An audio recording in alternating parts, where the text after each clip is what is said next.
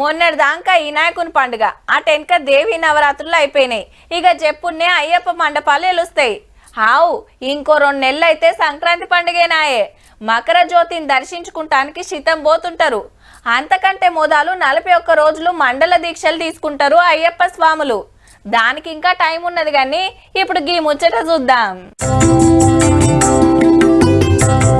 నెత్తిన ఇరుముడి పెట్టి శబరిమల 18 బంగారు మెట్లు ఎక్కుతున్నది రాష్ట్రపతి ద్రౌపది ముర్ము మేడం. మీదికి రాగానే అయ్యవార్లు వచ్చి పూర్ణ కుంభంతో ఎదుర్కొని లోపటికి తొలకపోయి పూజలు చేసిండ్రు.